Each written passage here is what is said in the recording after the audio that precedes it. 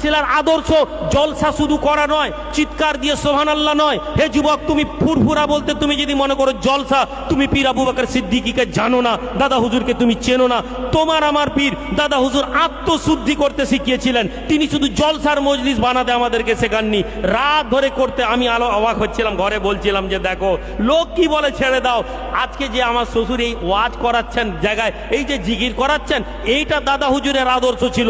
আজ আমরা জিকির ছেড়ে, ইলমে তাসাউফ ছেড়ে খালি বলি জলসা শুনবো আর চিৎকার দিয়ে সুবহানাল্লাহ। প্রত্যেকের একটা আদর্শ আছে। কেউ নামাজের দাওয়াতকে তাদের হাতিয়ার বানিয়েছে, কেউ নাতকে তাদের হাতিয়ার বানিয়েছে, কেউ গজলকে তাদের হাতিয়ার বানিয়েছে। আমরা ইলমে তাসাউফকে, রাসূলুল্লাহর হাদিসকে আমরা রাস্তা বানিয়েছি, জোরে বলা যাবে।